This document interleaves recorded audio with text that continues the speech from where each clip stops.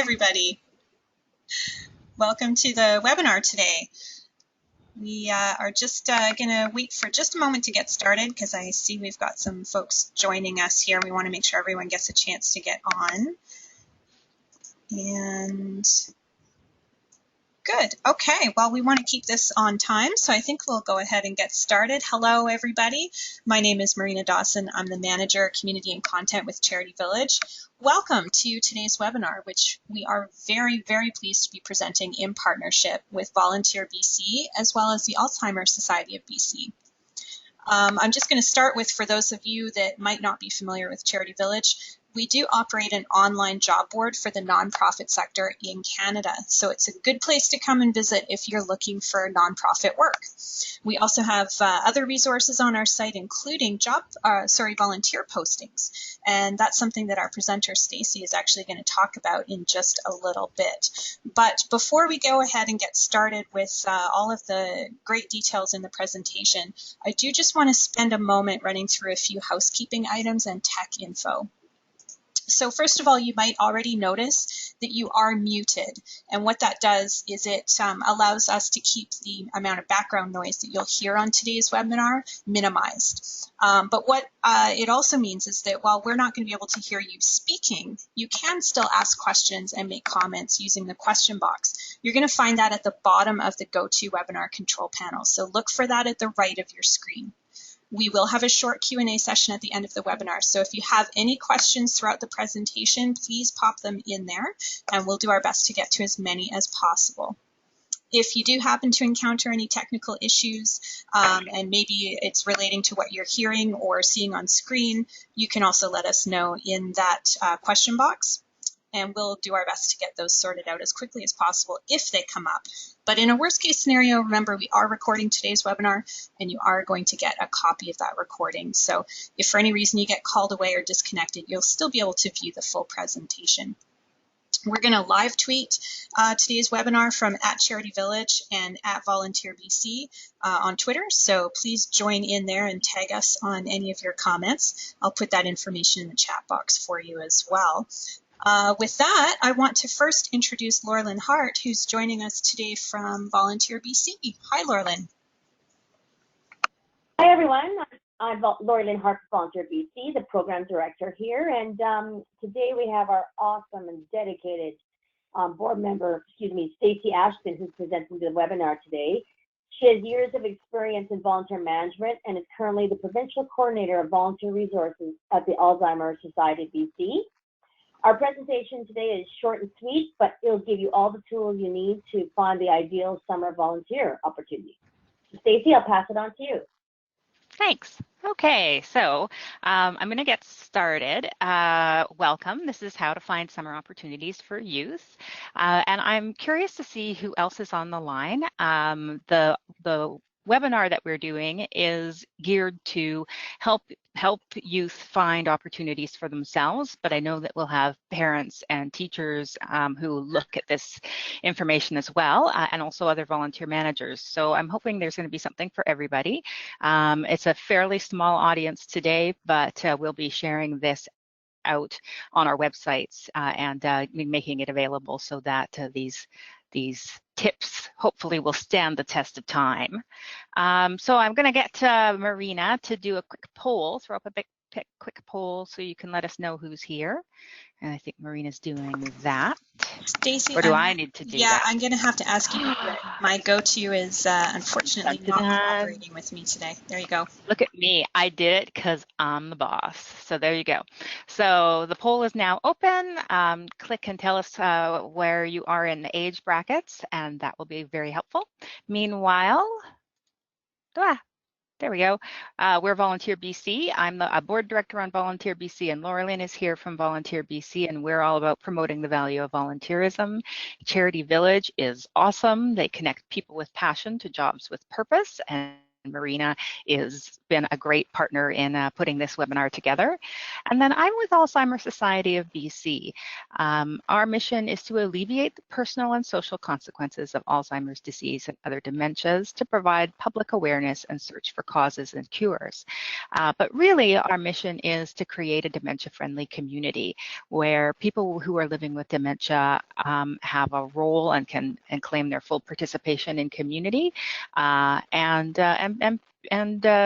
you know, people are cool with that. So that's pretty much how we are, and we're here to support people with dementia and caregivers as well. So our community, our organization all by itself has about 750 volunteers involved across BC, involved in direct services with people with living with dementia and care partners, and involved in our events and fundraising. So I often get questions about, you know, from people who want to come and volunteer with us. And when summer comes around, I get questions from a lot of youth who are have this amazing 2-month break and want to do something good with their time. So I wanted to put this webinar together to kind of share my perspective as somebody who's engaging volunteers, what I'm looking for over the summer, and what kind of things are really good practices and not as effective practices to get going. All right, so our poll, I don't know how I can read. Oh, 75% people have voted. Most people here are over the age of 30, and that's not terribly surprising. So we're going to be sending this out over the Twitterverse and sharing this information out with people of all ages. And Stacy, I'm going to interrupt you there and just ask you if you can close the poll, then we can get your slide deck back. Perfect. Smart. Look at that. There we are. go. Okay. Thank you. So now we're moving over to summer volunteering, a guide for youth opportunities. Here we are. The first thing I want to do is talk a little bit about nonprofits. So if you're looking for a volunteer opportunity over the summer, you're going to be looking mostly at nonprofit organizations, charities, societies, community groups. And when you're looking at those organizations, the thing to remember is mission impact is the #1 priority. And whether you're volunteering your time or you're working for a nonprofit, we're all very aware of the value of time. You sell your time to your employers when you're doing a summer job. I also sell my time to my employer. My employer happens to be a nonprofit.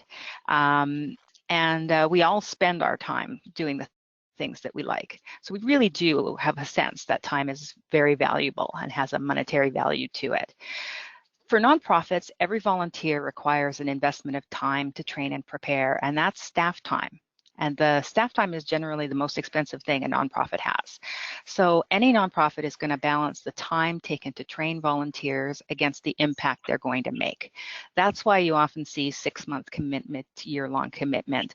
The more responsible a volunteer position is, the more training and time investment and training it takes, and the longer it takes for a nonprofit to make back the investment in the form of the impact that you make. So when you're approaching summer volunteering, that's the first thing to think about. Is for a lot of nonprofits, they've already put a lot of thought into what they're going to need to make a summer volunteer opportunity worthwhile for their clients, for their mission, for the goal of changing the world. So they're not just looking at it as it's great to have people come in and help. They're looking at it as, how can I turn that help into something that is going to make a difference in the world? And fortunately, volunteers want that too. Where it can be a rub is when you're wanting to come in and volunteer for the summer, you might not realize how much time investment that's going to take to turn you into someone who's going to make an impact on that particular mission. That being said, there's tons of ways to do it. It's just useful to know that not every opportunity is going to do that. So really, it all starts with you as the person who's wanting to volunteer. You're going to make your best impact on the causes that are most important to you, and in the skills you're most motivated to develop, and you're going to also be needing to balance that over what else you want to do that summer. Do you have other jobs that you want to be doing? Do you want to be making some money? Are you going to go off vacationing? What is going to happen? The more flexibility you have, the more options you have to volunteer. But that's kind of up to you to figure out. So first of all, think about that. What's important to you? What skills do you want to develop? And realistically, how much time can you dedicate to your volunteering? There's a lot of different things you can do when you're volunteering over the summer. You can work with animals, you can work with people, you can work with kids. There's lots of different things. And there's a few really good ways to find opportunities. Google is my best friend whenever I'm looking for volunteering. My 3 top things to do are my city plus volunteering, my cause plus volunteering, and any organization that I love plus volunteering. Those 3 things, those 3 searches are going to get me a whole wealth of things that I had no idea existed, from cuddling puppies to face painting at an event to extras for a photo shoot on dementia, which is one of the volunteer opportunities we recently had. Just all kinds of stuff you'll find just randomly through Google. If you want to be a little more focused, the online posting boards are amazing. So I'm giving a shout out to CharityVillage, because CharityVillage has a great online posting board that my organization and a lot of other organizations use. Go Volunteer also, and if you happen to be from the States, Volunteer Match is the big one that covers all of the United States. And as a pro tip, you can actually search for filters around youth or youth-friendly opportunities that will give you organizations that are used to working with youth. You can also look for short-term opportunities that are going to be more suitable if you just have the summer to spend volunteering. One great opportunity that I found on CharityVillage is this activity leader assistant for the Kids Safe project. KidSafe is a really cool organization. They run summer activities for inner city youth, inner city kids who otherwise wouldn't be eligible for other programs. It's a referral-only program, and they have about 650 kids that they are going to be running activities for all summer. It's short-term. It's summer-oriented. It's great for youth and both under 18 and over 18, so you know that they're youth-friendly. And they're needing 100 volunteers. So if you're in Vancouver and you're wanting to work with kids and you've got some time available, and it doesn't even have to be a lot of time, you can pick up a week here and a week there, then this is going to be a great opportunity for you. You're going to be working with kids with special needs. That's going to look good on any university application. That'll be great for community service worker hours, whatever it is you're looking for. So that would be an example of a for me, if I'm looking for a short-term volunteer opportunity that's going to have some meat to it, I'd be looking at this one, right? And that's just one example. There's going to be lots of others that you look at, and it really all depends on what it is that that you specifically are looking for, what makes a difference to you. Your local volunteer center, it's another great place to go, and Volunteer BC has a web page that shows you all of the local volunteer centers. So take a look at that and see if you've got any volunteer centers in your neighborhood you can connect to. School information boards, your school counselors, your local libraries, your community centers, word of mouth. Those are all awesome ways to find opportunities, and don't discount word of mouth. The underground volunteer opportunity world is as big as the underground job opportunity world. A lot of amazing volunteer positions just never get posted because they go to people who know people. And I'll talk a little bit about how you can get your parents and the adults around you to be involved in that search with you. So the next thing I really want to focus on is what helps you stand out. So you've done your search, you've taken a look at what opportunities are out there, you've shortlisted 3 or 4 that really look good to you, and I recommend that. I don't just go for the one, go for 3, 4, 5 and apply for them all at once. But when I'm assessing volunteer applications that come in, and I get quite a few. I get, 10, 15 a week that come personally to me. What I'm looking for is I want, especially in a summer volunteer opportunity, I need people who are quick to learn because I'm not going to have a whole lot of time to get you going. I need people who care about the cause because they're going to be more motivated to be there, to show up, to really give their best. I'm going to want to know you've been responsible before, and I want to know that you value my time, that you value the organization's time as much as I do. So, quick to learn.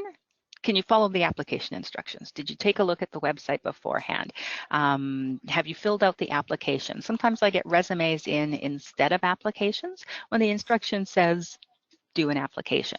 I don't mind getting both, but if you send me a resume, I'm going to need you to follow the application because the application is going to dump your information straight into my database and I don't have to type it in myself, which, remember, saves me time, which is important. Be detail oriented. I can tell you there's a lot of times that I've read cover letters that have spelled the word detail wrong when people have been telling me how detail oriented they are. And that, I don't just throw away a resume like that. There's a lot, I have a lot of tolerance for making sure that everybody gets an opportunity to volunteer. But it is going to make me wonder, what kind of placement I'm going to put them in. Tell me why you care about the cause. I think it's beautiful. I'm working for the Alzheimer Society. So many people have personal experiences with dementia, and it really makes a difference when I know that, because I know immediately that we're on the same team, that we both get what is so important about doing what we're doing. So it is really helpful to know that. If you are sending me information about and I'm asking in my application form, what previous experience you've had, use it. As young people have a ton of opportunities to take responsibility, and please tell me about them. Have you babysat? Have you had a part-time job? Have you been done well in school? Have you been successful in projects?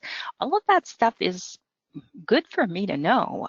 It gives me a good sense of, where your strengths are, if you can work well with others, if you are able to take responsibility. All of that is really good for me to know going in. And pay attention to the time commitment, because if I have a volunteer opportunity and it says 6 months or a year, then it probably just isn't going to be a good fit for a summer volunteer opportunity. Again, not because you're not an awesome volunteer, but because I can't train you well enough to make an impact in that small amount of time. So if you can give me more time, if you can volunteer past the summer, that is awesome. We can often get you started and going in the summertime and keep you going. But if that's not going to work, if you're going to be moving somewhere else, or you just realistically you can't volunteer and do school at the same time, just that's fine too. It just means finding a different opportunity. So that's a bit of a sense of what helps you stand out. And I'm going to tell you one of the things that we get, like as people who engage volunteers, we get from time to time. There are definitely ways that your parents and teachers can and cannot help. This is the part about word of mouth. Adult networks are amazing. Adults know and work with and are friends with people throughout all kinds of different workplaces with all kinds of different volunteer interests.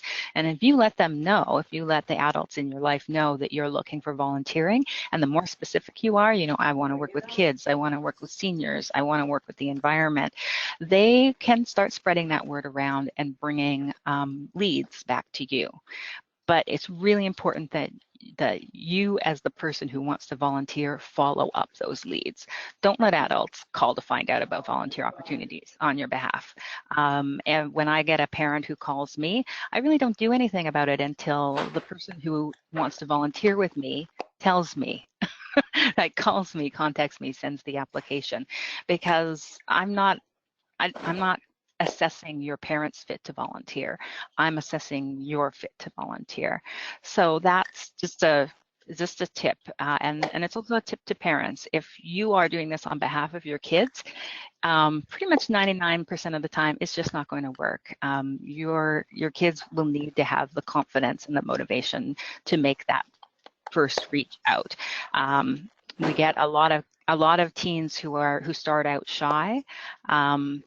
And that's fine. They can still be amazing volunteers, but getting to that first part, however they can, of making that first contact, that makes a huge difference. So that's a big part of that. But remember, when you're looking to volunteer, there's going to be a really big range of organizations. So on the one hand, yes, you absolutely want to get out there and have your best foot forward, show how your responsibilities, show your passion, show your commitment. But it's not all organizations are fully confident that people under the age of 19 are just as likely to be successful volunteers as anyone else. The reality is that that's true, that a lot of our volunteers who are under the age of 19 just knock our socks off. They're amazing. But not all organizations are as confident of that. There's some myths about volunteers that are out there, that they're less reliable, that they just will sit around and look at their cell phones all day, that they're going to dress inappropriately. Those are some myths that you're going to encounter. And that's part of why I say pick out 4 or 5 organizations you're interested in and apply to them all at once, because you want to be working with an organization that knows you have potential, that's going to get back to you within a week, because your time's valuable too. And you want an organization that's clear about the volunteer role, about the requirements, about the time frames, the schedules. If you're looking for a reference letter, it's totally fine to ask about that. Most organizations will have a policy around you have to have volunteered 3 times before we'll write a reference letter, for 3 months before we'll write a reference letter. But it's good to know that, right? You want to know, that's part of knowing what the commitment and the time frame is. Some youth-friendly good bets for summer that you may not have thought of: event hopping. That is honestly one of my favorite things. Like, if you just check out what events are coming up in your community, pick an event a weekend and sign up to volunteer for all of them. One place you can check out is Volunteer a Year. This is a person who's decided to do this for a year and report back on their weekly experiences. What's cool about this is you get exposed to a whole bunch of different communities, a whole bunch of different relationships. You build a killer network, and you really get experience with a lot of different management styles, which makes it much easier, for you to work with all kinds of leadership styles. It also means that if you have a bad experience, it's only been 4 hours of your life. And if you have a great experience, then you know that you have an organization that you might want to commit more of your time to.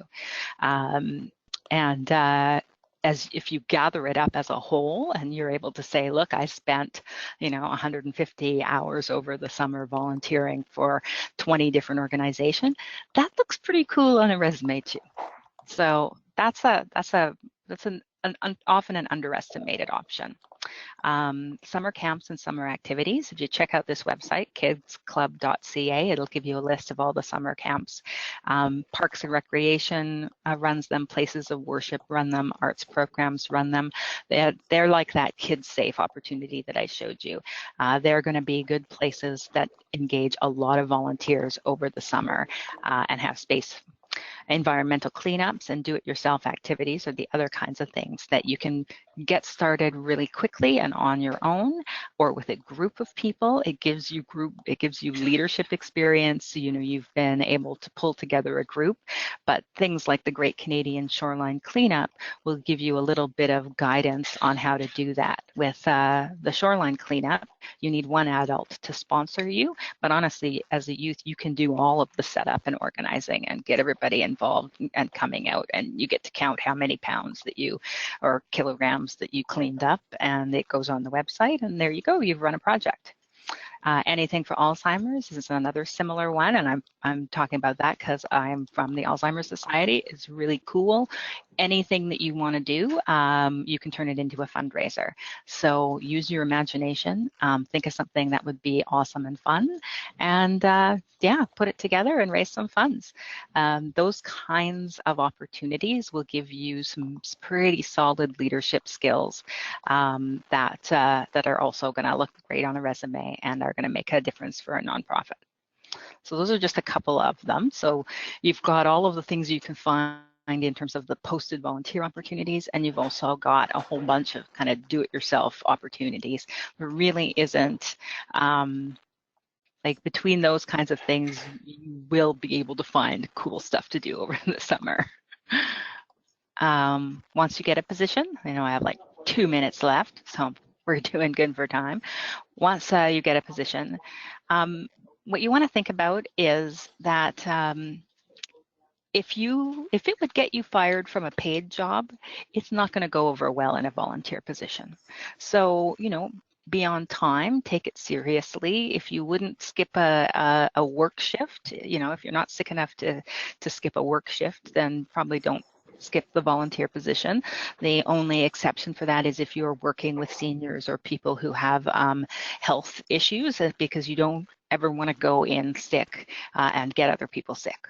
So aside from that, you really want to be thinking, if a employer wouldn't like this, then your volunteer manager isn't going to like it either. Dress appropriately, and if you're not sure what that looks like, ask your volunteer manager, and stay alert to being helpful in the moment. This is really cool if you want to get the really awesome descriptor of takes initiative in your reference letter. So that means if you see a mess and it just makes sense to clean it up, go clean it up, right? If you're not sure if it would be helpful, ask your supervisor. Say, would it be helpful if I went and did this? And if they have a reason why you shouldn't do that, they will stop you. And if it's a great idea and you're right, then they'll be really happy that you offered. The other thing to remember is that adult volunteers want to see you as an equal. They want to treat you like an equal. Often volunteering is in the community is this really interesting first experience outside of school where people just assume that you're there to do a job just like they are. And they want to treat you as a peer. So that can be a little bit disorienting, but what I've also seen it do for teens especially is just take them from not being certain of their place to, oh, okay, I'm an equal to everybody else here. I am a volunteer alongside all the other volunteers, and we're all working towards the same goal. And that really is the reality of it. I want to throw some science at you. Planned happenstance theory is my favorite career development theory. It is the idea that chance events and things that happen that you didn't predict are important influences on your life. Yeah, don't eat the cake. What is happening? Somebody's got their kid going on in here. Hello, kid.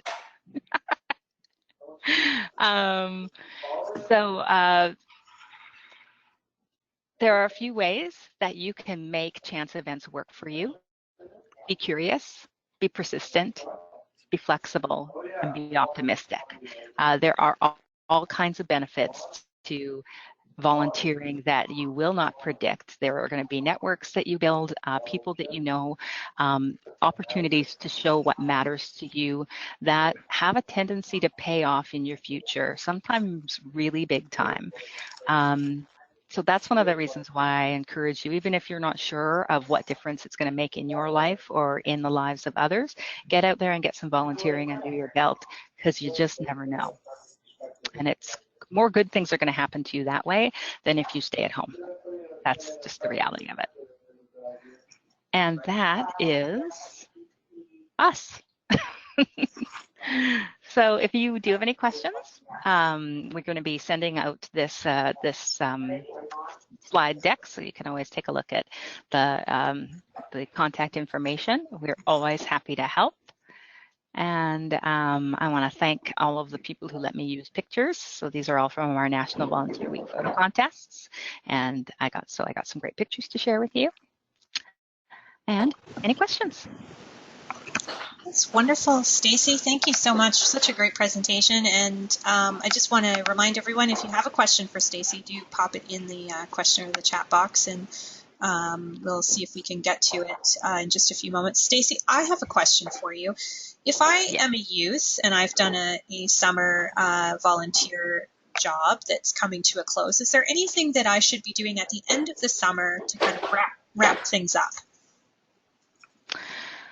Yeah, I mean, if you've things that are really helpful when you're closing down is to check in with your supervisor and see if they get some feedback. First of all, give them some feedback about what the experience was like for them, what worked for them, what worked for you is really helpful to know. Whenever an organization is engaging volunteers over the summer or in short-term opportunities, there is a significant outlay of time and effort on the part of the organization. So when we hear back that it's valued or that you had a good experience, that really makes it more likely that an organization is going to do it again. And if you had some things that you would like to see different, it's really valuable to share that information with the people who organize the event. Yeah, ask for a reference letter, find out what the rules are around that. And if you'd like to volunteer more in the future for that organization, let them know and have a conversation about it, because the more of a clear sense the organization has or the people at the organization have about what you'd be interested in doing, the more likely it is to actually happen. That's great. Awesome. Well, I think we can probably close it there if we want to stay on time. Stacy, did you have anything else to say, or Laura Lynn?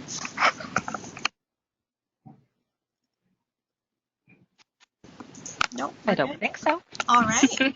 Well, awesome. Thank you, everyone, so much for coming and joining us today.